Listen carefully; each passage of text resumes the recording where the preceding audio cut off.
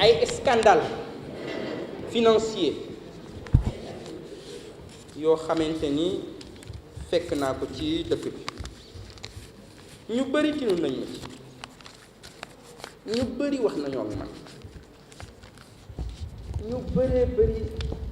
nee nañ ma bu ci wax mais est-ce que mën naa ci noppi mais su ma ci noppee di complice. dafa am benn entreprise bu gagné benn marché mobilier et matériel administratif en 2021 xaalis boobu mi ngi toll ci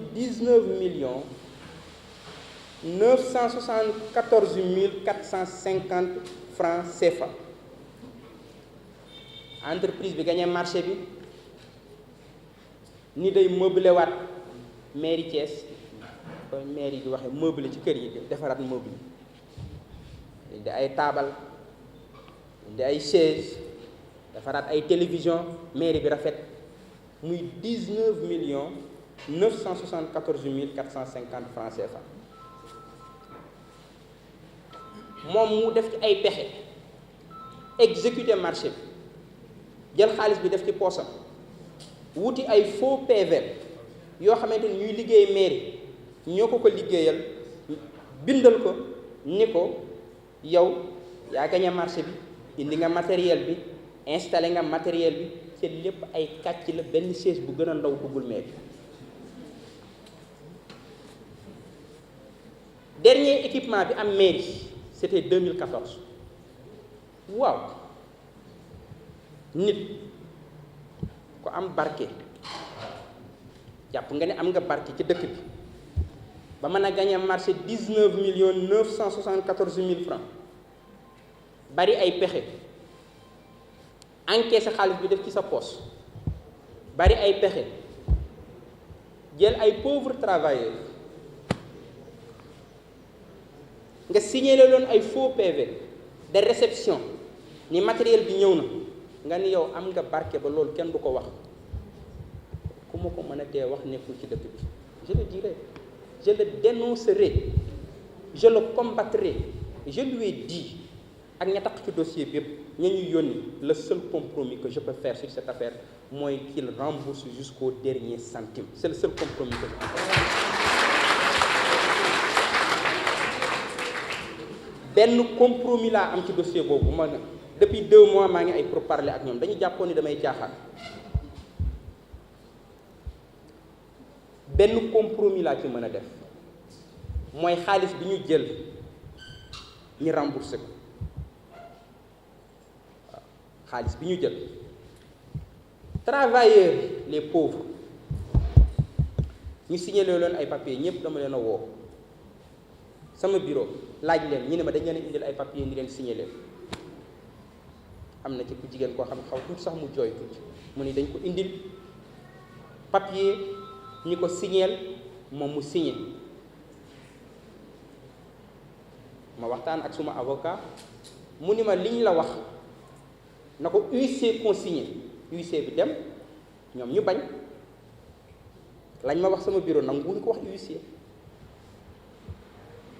parce que xam naa ni dañ leen ko digal ma jox leen demande d'explication ñu bañ ni duñu répondre demande d'explication bi ba date bi expiré ma wax ak suma secrétaire général parce que comme mooy chef de l'administration ma ne ko waxal ak travailleurs yi parce que am na boo xamante ni bëgguma fa yegg ak ñoom kat la suñu bu ñu répondre sama demande d'explication dinaa suspendre leur salaire bi ñu xamee ni caaxaanuma ñu doog a répondre demande d'explication boobu muy c'est du faux, c'est un marché fictif. Marché boobu ak ñi ci taq ak fournisseur bi nga xam moo ko gagné benn compromis moo mën a am mooy xaalis boobu ñu restituer ko jusqu'au dernier centime. waaye loolu am na lu ko gën a garaaw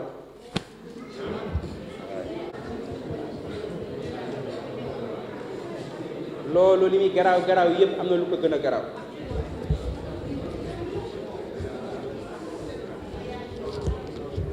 li ko gën a garaaw xam ngeen lan la ndax jàpp naa ni lu nit bëgg-bëgg alal war fee mën a bàyyi cimetière yi nag ndax ñun ñëpp fa lañ jëm waaw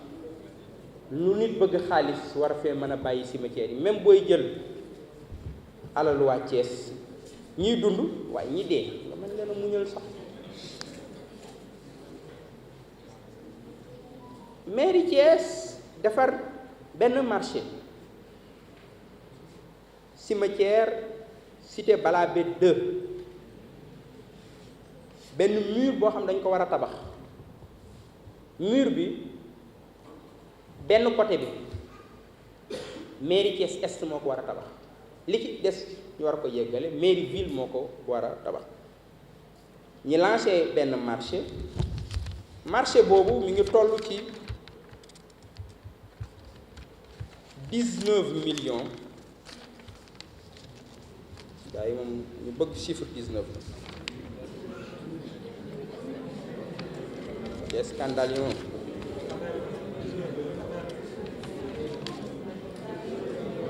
$19,937,280 francs 19,937,280 francs tabax muru cimetière bu njamoon foofu du garaw aka ñoo bari pexe mais suñu sëriñ bu mag ba maam Cheikh Ahmad Tijane si daf ni bari pexe nekk ci ak njuba ko gën a wóor léeg-léeg nit bari pexe lool am expérience lool ñu koy defal ay certificat muy dem ci àdduna bu fu ne bari pexe waaye gis nga pexe yooyu musiba la bu nekkul ci ak njub yàlla nañu yàlla dimbali delloo si ci ñu ak njub yoonu siraatal mustaqim bu ñu ci nekkul yàlla nañu yàlla dimbali gide ñu delloo si ñu ci yoon woowu ñu exécuter marché boobu loolu mooy lan mooy gars yi wut nañ seeni papier ñoom nee nañu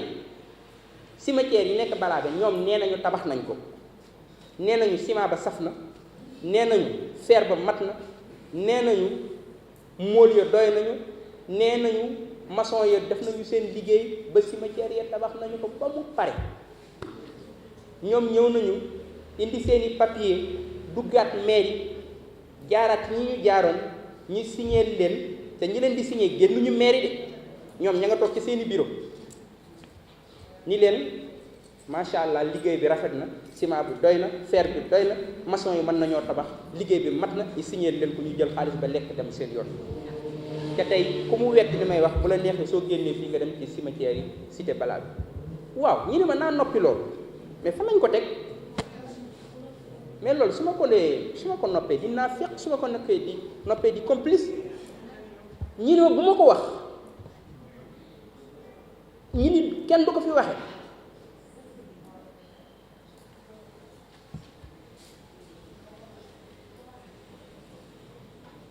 je leur ai dit benn compromis laa ci man mooy xaalis bi ñu jël muy 19,937,280 francs qu'il rembourse jusqu'au dernier centime. C'est le seul compromis. Huissier dem na fa constaté. Tous les dossiers sont avec nous.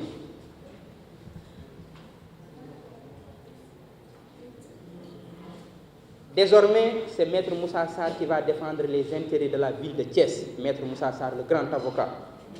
Moi, défendre les intérêts de la ville de Thiès. Maître Moussa Sarr. Moi, le matériel du mobilier. Moi, les cimetières, nous allons engager une action judiciaire. Auprès du procureur de la République. Soit nous rembourser xaalis bi soit ñu porter leen plainte barke yëggul nag ci Thiès barke yëggul nga décaissé xaalis lekk def ci sa poos dem te kenn du ko wax loolu barke yëggu gu fi ci dëkk bi loolu dama ci bëgg a leer scandale yooyu mi ngi fi ci yenn yi nga xamante ni jukki na ko su ngeen xoolee dinañ la ni Thiès amul koom-koom, dinañ leen ni Thiès dëkk bu ndóol la. ndekete mbir yi suñ ko jaaraloon ci yoon, ci yorin wu rafet, am na 412 millions 545 mille francs yoo xam ni mën nañ ko yokk ci gafaka Thiès loo xamante ni ci propriété communale kese lay jóg. am na lu toll ci 225 millions 777 mille francs 886 francs yoo xamante ni mën nañ ko yokk ci gafaka Thiès loo xamante ni ci impôts communaux yi lay jóge, muy 638 millions yoo xamante ni chaque année day nax saay, yoo xamante ni ay pexe yu simple Thiès mën na ko récupérer dugalaat ko ci dëkk bi. loolu su ngeen xoolee fi dëkk bi toll ci ay jafe-jafe, ci budget bu néew doole, ci dëkk bu lëndëm, ci dëkk bu amul sécurité, ci dëkk bu tilimoon, ci yu bari yoo xam mairie dafa waroon a taxaw ci Thiès waaye bi suñu mairie li muy jafe-jafe ñun nag dafa nekk un défi, mooy dañu ñu fal ngir ñu taxaw ci défi yooyu. kon Thiès amul problème économique, du problème bi am Thiès, c'est un problème de gouvernance. waaw nan la ñuy yore yorin wu set, yorin wu sell, yorin woo xamante ni li fi nekk ku si néew ci alal ñi def ko fu mu war a nekk. koo fi indi rek muy borom xam-xam, muy universitaire, nga dox ak moom ci dëkk bi, nga wax ko mu indi, bu duggee gis li nekk ci dëkk bi ci potentiel, dañuy Thiès yéen waru leen a jooy.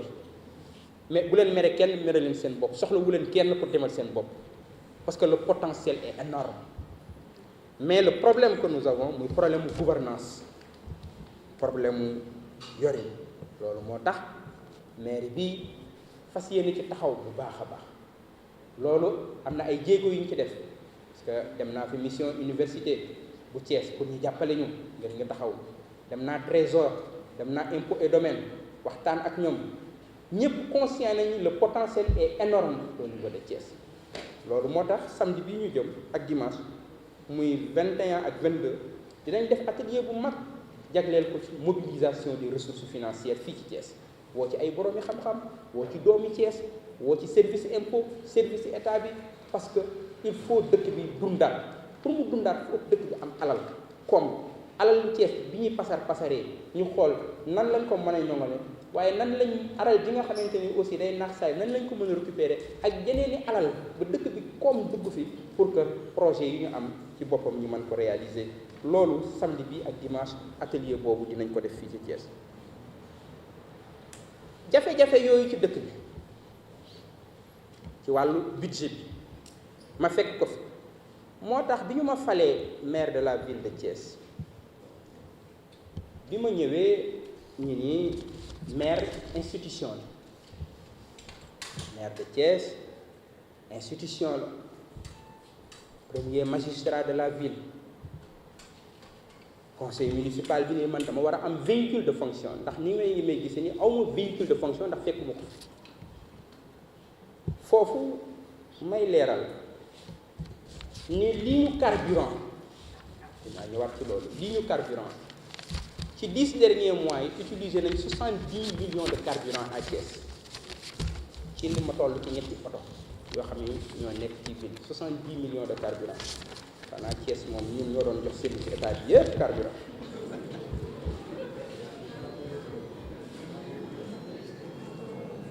ñi ni maire de ville de Thiès dafa war a am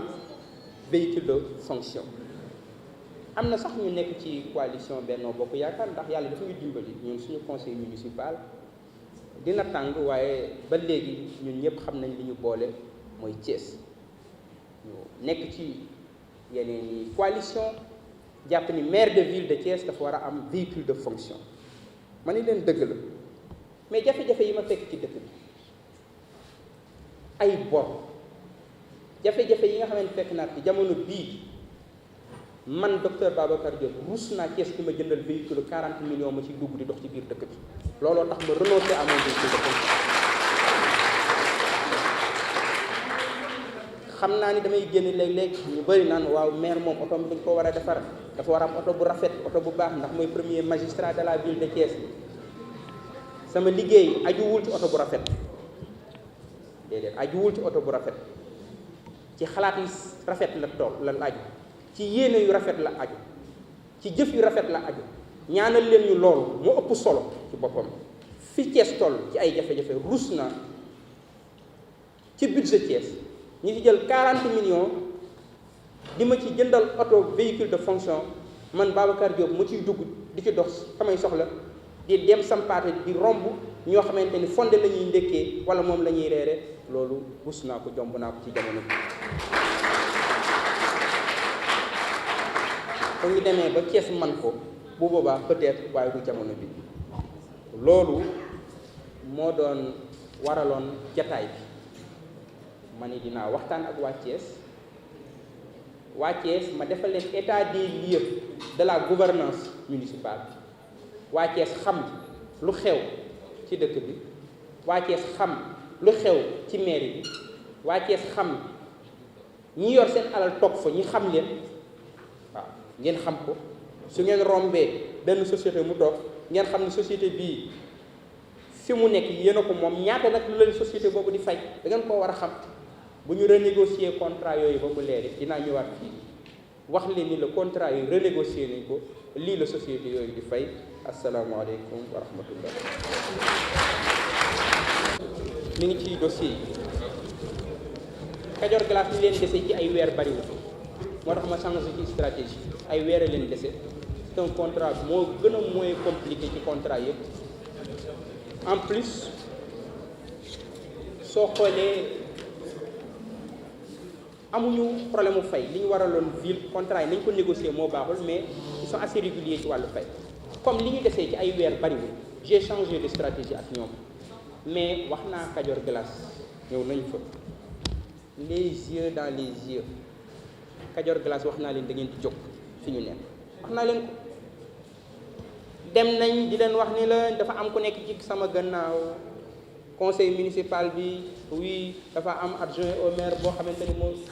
adjoint au maire boobu xam na ni dañuy wax rek man kenn mënul nekk sama ginnaaw parce que kenn financé wul sama campagne électorale sama baat ci kaw. Aucun homme d'affaires dans ce pays n'a financé ma campagne électorale aucun. Je suis libre. gis nga dëkk neutre amul neutre waxu naa fekk la amul far foog mu am ñaar na nga am far ak askan wi far ak sa askan ak sa intérêt askan wala nga far ak intérêt de groupe. am na ci ñoo xamante ni dañuy far ak intérêt de groupe am nañ ci droit mais man le bureau municipal le conseil municipal dañuy far ak Thiès ak intérêt waa Thiès ñi xeex ngir Thiès duñ ko far.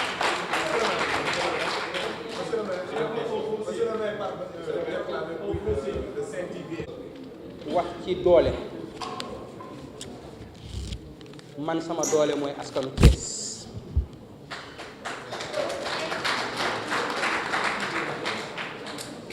man sama sécurité mooy askanu Thiès tant que ma yëg jàppale askanu Thiès tant que ma yëg ni maa ngi yeewoo ci xolu doomu Thiès tant que am naa assez de sécurité ba mën a dox ci dëkk bi ba soxlawuma garde corps mën na maa yeewoo ci quartier populaire mel ni ñoom ñu ànd ngir intérêt Thiès man gisuma société bu am doole ci àdduna ba mën maa tiital wala nga mën maa xoqatal. société yooyu aka ñoo am ful la ñoom ndax xam nañ fu seen intérêt nekk xam nañ fu seen intérêt dëkk nekk xam nañ fu seen intérêt seeni réew ne ful la googu ñoom ñu am ba xam ni seen intérêt mi ngi Thiès ful la googu ñu am ba ñëw ba ci xolu Thiès ñu jël fa 1000 mètres carrés ñuy ñëw ba ci xolu Thiès ñu jël fa 800 mètres carrés ba ñu ñëw ba ci xolu Thiès au cœur de la ville de Thiès ñu jël fa 1435 mètres carrés nekk ci seen bopp ñun nañu am fulla googu ñun waa Thiès aussi xam fu suñu intérêt ne ñu taxaw jàkkaarloo ak ñoom xeex ko. Je l'ai dit, je le répète, je n'ai qu'une seule préoccupation, servir cette ville. Quand je me réveille le matin, la première chose à laquelle je pense, c'est Thiès. Le soir, avant de m'endormir, la dernière chose à laquelle je pense, c'est Thiès. Le matin, je pense Thiès. Quand je marche, je pense à cette ville. Dans mes méditations, je pense à cette ville. Je veux donner le meilleur de moi-même à cette ville pour faire de cette ville la ville la plus belle. aw ma benn xaar ma yàlla ak moom ñii politique ci dëkk bi Thiès ba ñi nga xamante ni ñoo nekkoon samay adversaire ci élection yi aw ma ci kenn ak xaar ma yàlla amuñu dara lu ñu séq lu ñaaw amu fi kenn koo xamante ni mënuma dem këram kon aw ma problème ak Talla Sylla bu leen def problème man ak Talla Sylla aw ma benn problème ak moom daal di damay ñëw ci ak mairie am lu ma fa fekk fa ay dossier ñii ni ma noppil ci ñi ëpp ni ma noppil ma ni leen du ma noppi parce que lii su ma ko noppee Cees jéppi ma loolu dong la. kon man awma benn problème ak Talla Sylla awma problème ak keneen bu ñu personnaliser débat bi ci ay këyit lay liggéey këyit yooyu nag dinañu ko jox suñu avocat yi càmbar ko lañ ca war a def ñu def ko jàmm ñu ñooy demande yoo xamante ni ay demande la yoo xamante ni ay doomu Cees lañ yuy laajte ndimbal ñenn ci bureau municipal bi ñëwit ni ma yeneen maire yëpp dañ leen di jàppalante parce que boo nekkee conseiller boo demee sa koñ c'est normal que ñi dëkk ak Adji Fatou Ngom ni bon adjointe au maire la wala président Alioune Diop adjointe au maire la wala Marème adjointe au maire la bip ma xalaat ma ni bon je parle avec le receveur qu'est-ce qu'on peut faire parce que après tout ay doomu Thiès yu nekk ci ay jafe-jafe la mais bu procédure lancé yooyu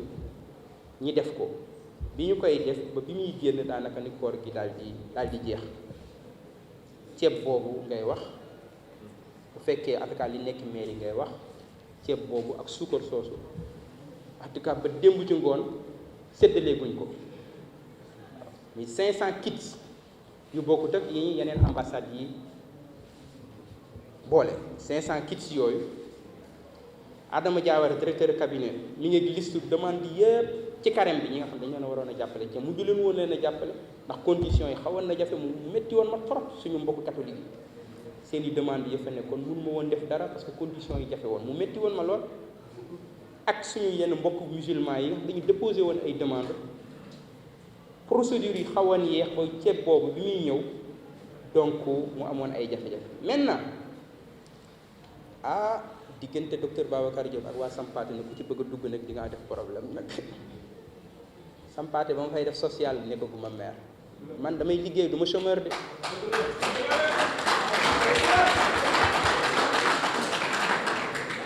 man du ma chômeur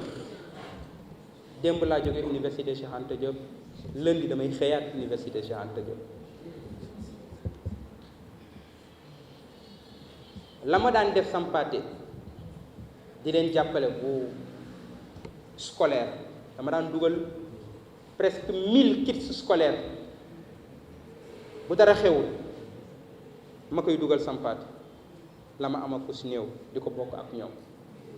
kon loolu ku leen ci dugal rek dina leen defloo erreur li nga xam ne moo engagé la mairie de ville de Thiès mooy 500 kits alimentaires plus li ñu yeneen ambassades yi may mooy ay Turquie may kits yooyu nekk fi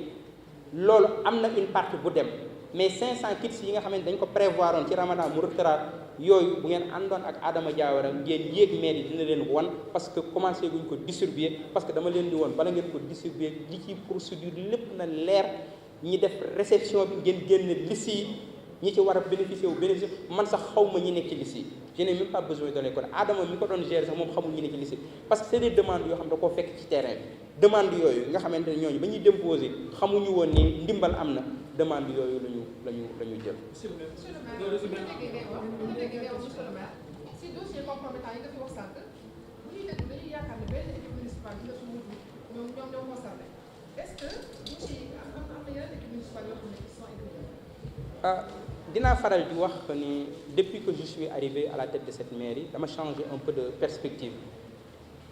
boo dëkkee Thiès sa yaram tàng Macky Sall moo xeex Thiès ngay wax Ablaye Wade moo xeex Thiès mais en vérité boo ñëwee maire nga càmbar yorin bi fi nekkoon ak yi ko jiitu da ngay xam ni du président Wade moo xeex Thiès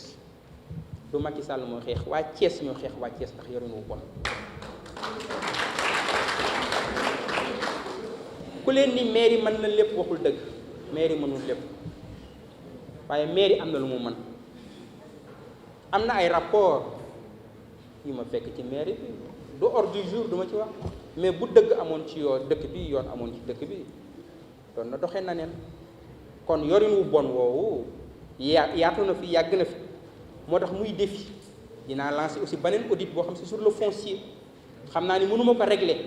mais ñu génn mbóot yi ba li xew ci foncier bi dutul xewati ci Thiès dinañu ko engagé parce que nag ñun suñu équipe bii suñu ñëwee ci mairie bi def li ñeneen ñi daan def ci ay scandale ci ay luubal ci yorin wu bon bu boobaa tuskare la dara du ko jar et l'ambition que j'ai avec cette équipe municipale c'est de transformer la ville de Thiès wax naa ko répété ko bërki démb le bureau municipal le jour où je me rendrai compte que je ne peux pas aider cette ville à changer je retournerai simplement à l'université faire mes cours bàyyi mairie bi ak kaneen moom mu jëm.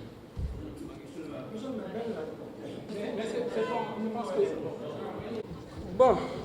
vous savez au plan politique ñëpp xam nañ samay position laqatuwuma dafa leer. Je pense que s'il y a un seul opposant dans ce pays, c'est Babacar Diop. Il n'y en a pas deux. Un seul opposant, c'est mieux. Bu fekkee benn la dans ce pays man mais soo bootee dëkk bu toll ni Thiès faut que sa perspective change parce que responsabilité man awma benn problème avec les services de l'État. Je remercie le gouverneur de la région de Thiès parce que man du ma dugg ci naafeq du ma teesante. Je suis maire de ville. Je remercie le préfet de Thiès du département de Thiès ñooñu ñu mat seen place lañ awma benn jafe-jafe ak ñoom. Je remercie yeneen service de l'État muy commissariat central, premier arrondissement, service d'hygiène, la zone 7, l'armée. Tous les services de l'État collaborent avec le maire de la ville de Thiès amuñu benn jafe-jafe loolu su ma ko waxul y compris UCG contrairement li gars yi jàpp UCG dama leen di dimbali ñu jàmbaare la ma nekk seen premier partenaire. Vidéo bi circulé contexte bi foog nga raf ngeen dugalaat ko ci contexte bi ci boppam donc y compris man on amul benn problème avec les services de l'État. Maintenant les 250 millions yi ñor na waa Thiès maintenant def nañ plaidoyer bi auprès de la directrice Ndeye Marème ñu ngi koy nuyu bu baax mais lim ñu xamel mooy à ce jour on risque de à 99% de chance que ñu perdre le fonds PACASEN. J'ai écrit au ministre aussi des collectivités territoriales su jàllee bind président de la République dinaa bind le président de la République pour Thiès mën a gagner.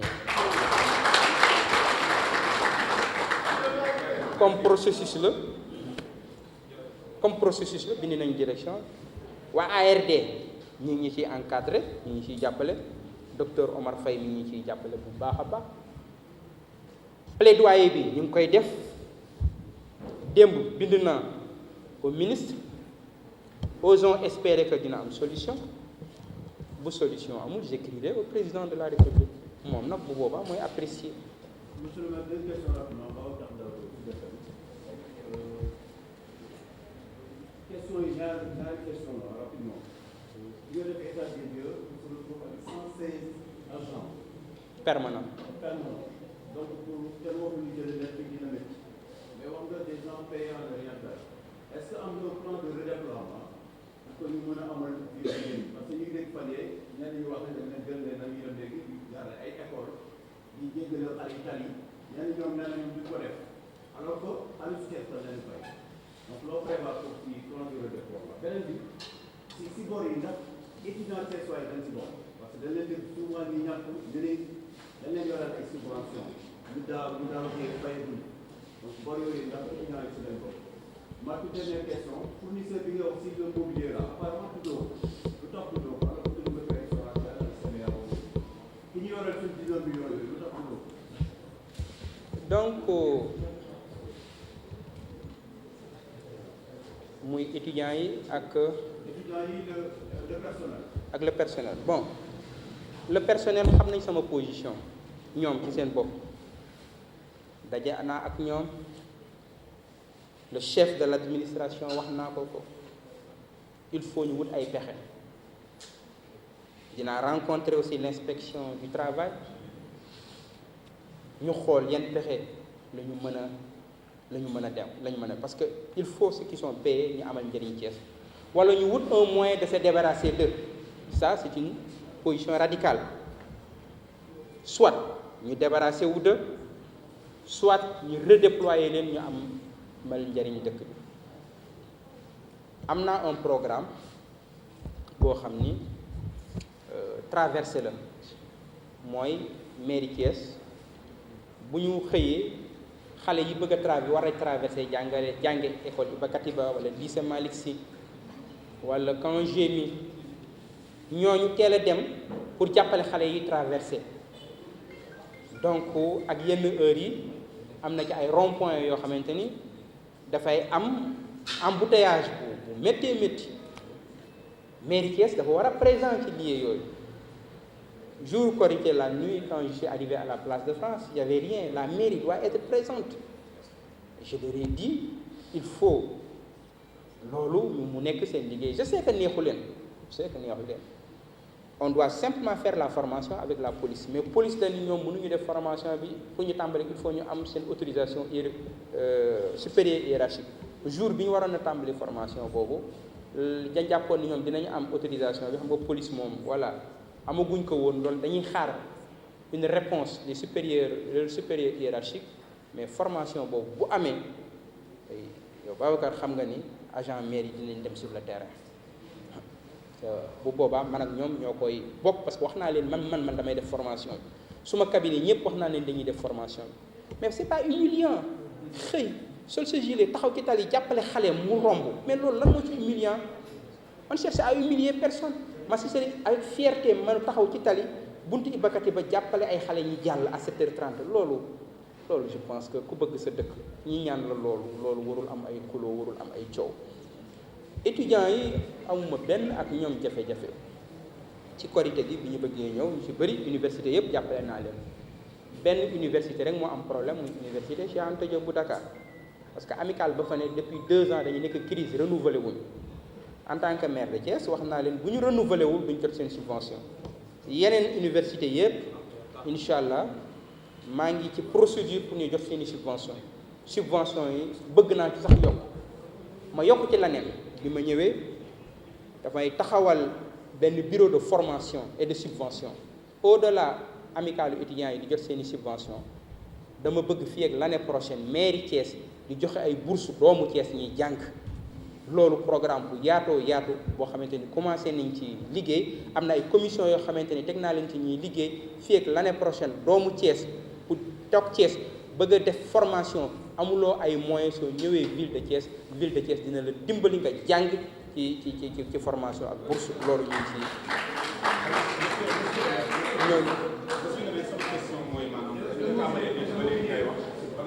le mobilier ak cimetière yi benn fournisseur bi la c'est le même fournisseur et bon pour le moment c'est pas la peine je pense à l'état actuel moom ak ña ko wër ñëpp ak ka ko joxoon marché bi xam nañ ci sama position leer na. fournisseur boobu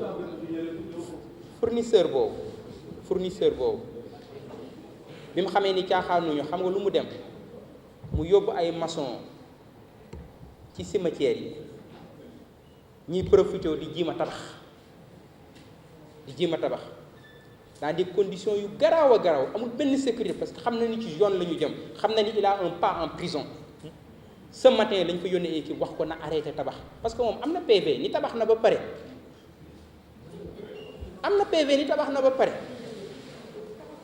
ce maire Thiès a un nouveau maire, il s'appelle Dr Babacar Diop. Dr Babacar Diop engagé wu ko pour mu dellu sur le terrain. J'ai appelé le commissaire demain su delluwaatee ci cimetière yi dinañu fa fekk. Je pense que les services de la mairie dinañ jël toutes les dispositions par rapport à ça. Et je pense que le moment venu di nga am le nom. Thiès buñ ko bëggee defar foog ñu waxante dëgg. Am na opération de nettoiement, am na opération de désencombrement. Je vais être très clair. Am na lu ñu ci commencé. Au niveau de l'avenue Léopold Sédar Senghor am na fa ñu fa doon tabax jàpp ni ñoom trottoir bi ñoo ko moom wala waa Thiès lañu leen a jaay trottoir. Am na ñu fa def seeni parking Ousmane Ngom bi amoon na ñu fay jaay seeni machine occupé trottoir bi yépp ak seeni machine mel ni ñoom moom trottoir bi wala waa Thiès lañu leen a jaay trottoir bi. Ba ci champ de course bi ci rond point bi am na ku fay tabax benn R+3 ou 4 occupé tout le trottoir mel ni moom trottoir bi wala waa Thiès lañu ko jaay trottoir bi. Su ngeen demee ci angle Sëñ Fallou bi am na ku fa nekkoon yoroon ay tiwoom yu mag occuper tout le trottoir. Je vais être très clair. Nous allons remettre de l'ordre dans cette ville. Il faut que ça soit très clair. Loolu wax naa ko répété ko centre ville bi nag lay tàmbali problème mu pavage beeg yenn yi moo ma xaw a tënk tuuti centre ville bi ñoo ñu fay jaay ay dàll ak yooyu yëpp day deñ. Nous allons réorganiser cette ville ba mu nuru une ville dafa am ay barab pour jaay mooy marché am na barab yoo xam ne trottoir la ñëpp a ko bokk mënul nekk excuse dara nga ñëw occuper ko